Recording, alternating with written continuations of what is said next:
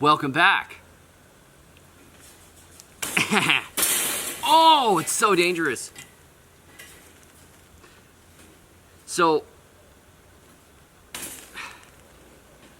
I'm making something. Actually, I'm cutting wire right now, but it's part of the process of making something. And the thing that I am making is for you, Chip. No, it was already on my list of plans. You have to see the mess that we've been making to understand why this was important. But I was hoping to scavenge some fencing rather than having to go buy some, but I bought some. And, you know, it'll pay for itself eventually. You'll see why. Stay. By the way, this T-post showed up today, just in time. Providence. My friend Greg found some that were being thrown out, and it's just what we needed. All right, there we go. Thanks for joining me. See y'all next time. Buried my rabbit beneath the cherry tree. One fine afternoon. I always cut these things so there's that extra little bit, the overlap on the one, so I can use the overlap to bend and wrap and hold it together. See? Yep. So you just make sure. Well, in a minute what we're going to do is move this thing around so it goes to basically a circle shape.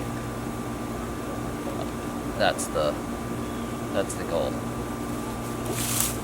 So when we get there, that's when you need we will bend it together.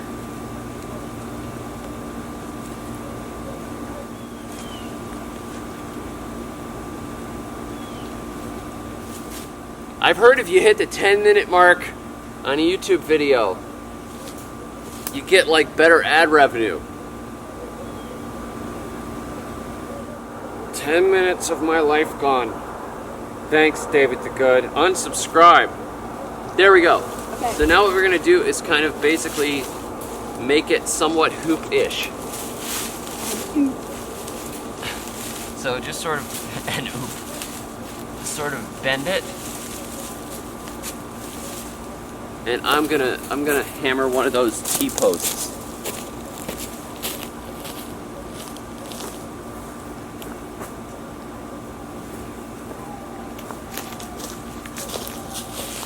What kind of a monster would throw something like this out?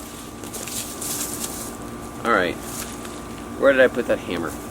I had the hammer. I have the thing in my pocket.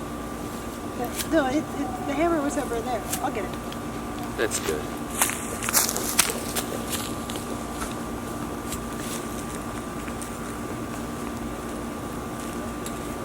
It's not here. We're gonna hit that 10-minute mark. This is the search for the hammer. That's right here. It's right There it is.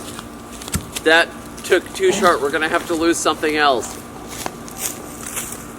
The search for the hammer, part 2. We've got to hit the 10-minute mark. Apparently it's important to the algorithms. You slung it. Go find it. It's in the woods. It's not going to be like the Belindy search. No, go find it. And please enjoy this ad. Clearasil gives you great looking skin, even close up. Inside, it kills bacteria to dry the pimple. Clearasil's ace. If you throw it again, you have to get it yourself.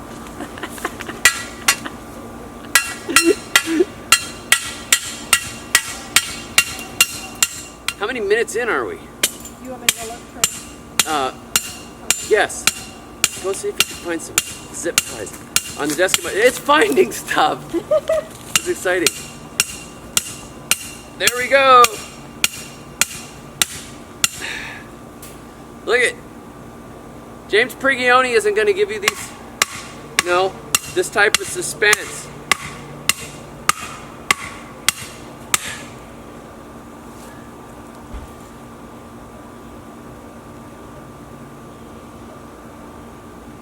There we go.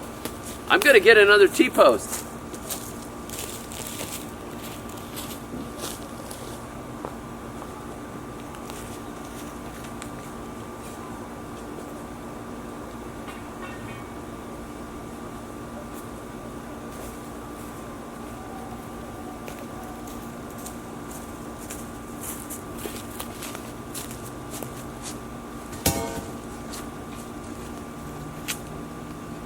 It's about right.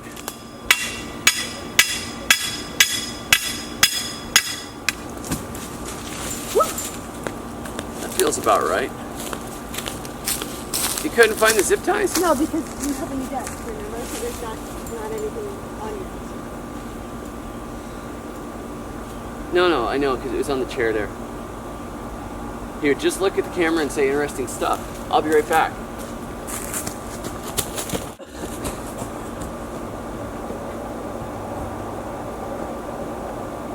Tell them that I caught the corona. He says, tell them that I caught the corona, meaning himself, obviously. I don't know why he wants me to tell you that, because it's not true. So do you know yet what he's building? Probably you do. Yeah. Kind of all surprise is really kind of anticlimactic now, since we've taken forever to look for our tools. But that's kind of real life, right? Yeah. Yeah, he's searching the house. He didn't find them where he thought he found, where he thought they would be either. I didn't think they were where he said they were. Did you find them? Yep. Were they where you thought they were? They were in the second place I thought they might be. Told ya. I told all your people that they weren't there.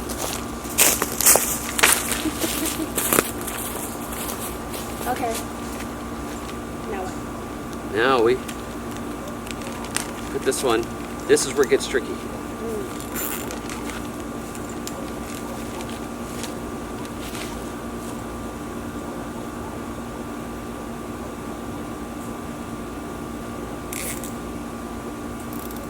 All right. If we lived in a world where all women were the same, they'd need only one shampoo. Clairol introduces 7 shampoos for the real world, where all women are different. Clairol Essence Shampoos, each with its own natural botanical. Can we do that? Yeah. And then we'll figure out where the third one goes.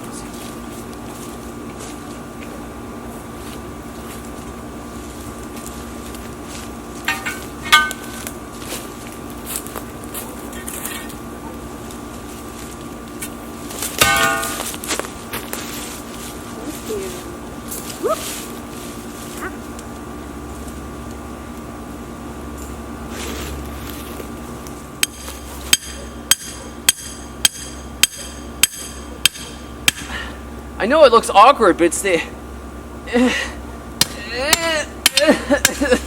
Go on, why resist it? Sugar-free Jell-O gelatin. Give in to the taste.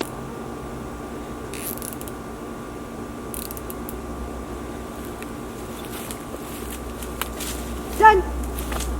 Right? Thanks for joining us. Buried my rabbit beneath the cherry tree. Now, you see what we did? Maybe you don't see yet? There! Now do you see? It's fall. So this is going to be the compost pile right here in front of the gardens. We are going to load up all kinds of leaves into it, and we have this terrible mess where all of the paper scraps and the kitchen scraps and everything have been going into this one messy area, and so I'm going to move that to over here and load this up. And this is nice and big. This is actually too tall. I could have gone with 4 foot. It would have been better, but there's tons and tons of fall leaves around here, and as I put the fall leaves in, I'm going to layer with nitrogenous materials to make them rot faster. It'd be even better if like these oak leaves could be shredded first, because this is going to take some time to break down, but I think that the nitrogen is going to help. We're in the money. the sky is sunny. Now I would stick my fingers in here and just like scoop it with my hands, but I need gloves to do that because we have trapjaw ants here, and they are in this pile, and they sting like the dickens when they get a hold of you. If you have not seen my article on trapjaw ants, it's over at The Survival Gardener. I'll put a link below. It is the scariest thing in North Florida and in the Gulf Coast area. Nasty. I wonder, I could probably just pick it up here. Let's see.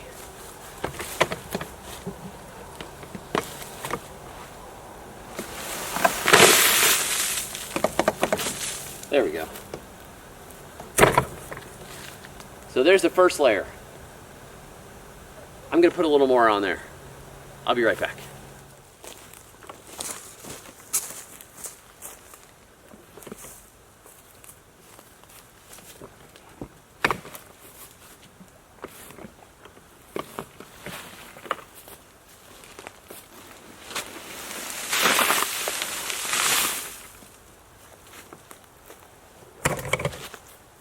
There are two things that keep a compost pile from really getting hot. Generally. Three. Yay, three things which keep a compost pile from getting hot. One of them is it's too dry. The other one is it does not have enough nitrogen in it. And the third one is it doesn't have enough air in it. So what I'm going to do here is wet these leaves down really well. Let's poke those around a little. Where's my poker?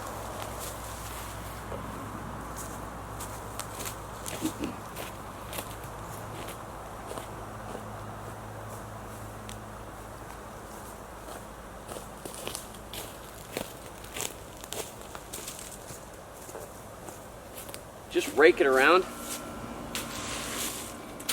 Make a nice layer here. And then what I want this stuff to be soaking wet. Now I just sprayed in there and the top of it is wet, but the inside is not wet yet. It takes way more water than you think it's going to take. So just keep watering it. So it's important to get this really, really wet. It's going to take more water than you think it will. Spray it and spray it and spray it and spray it. And now we will add some nitrogen.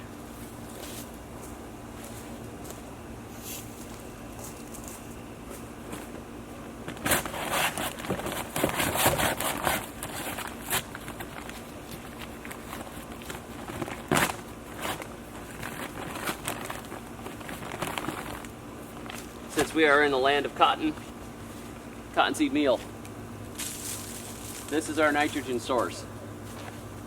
Just a dusting, it doesn't take a ton. This is very nitrogenous. Now if you had chicken manure, that would work. If you wanted to soak it with urine, that would work.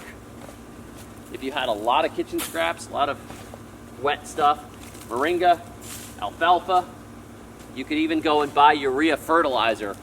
It's just like almost pure nitrogen. Now we'll wet it again. And we'll repeat this over and over and over again until this pile is nice and tall and it's going to rot down over the season. And it's going to be slow, but it's going to be way faster than if we just piled up leaves.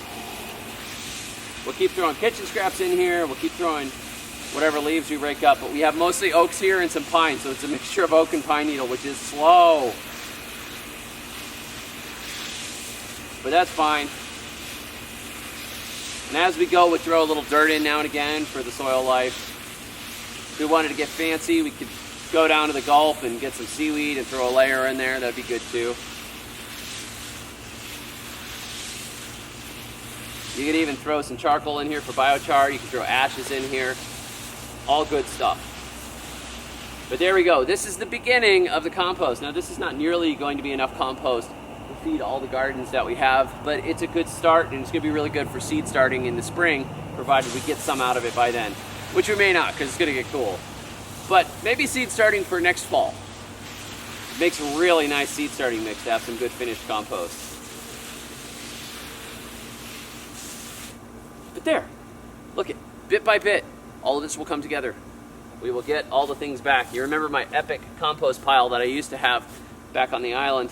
I don't have anything like that now, but this didn't cost me very much. This is about $16 of fencing and some free posts, and then we'll just gather what we have and keep throwing it in there. A few bucks a cottonseed meal will do this whole thing, but it's going to be good. And of course, when I bust it open in a year or so, or half a year, we'll just see how it rots down. You'll get to see that too. And I've got some other composting ideas coming soon. And if you really are interested in how to compost all the kinds of stuff and avoid all of the dangerous toxins like the aminopyralids and that kind of thing, and how to maximize the compost that you do have, I have a free booklet that you can download that has kind of the guts of some of the ideas from my book, Compost Everything. There is a link below this video. But you can also buy Compost Everything, the Good Guide to Extreme Composting, which I have below this video as well. And you can see everything from like using hot tub ponds and composting with chickens to composting meat to even composting human waste and all that stuff. There's fertility everywhere if you can just grab it. It just takes a little time and a little bit of ingenuity, but it doesn't really take much money. So anyhow, thanks for joining me. I'll catch you all next time. And until then, may your thumbs always be green. Buried my rabbit neath the cherry tree one fine afternoon. Someday I know that we'll meet again on a fruit salad spoon.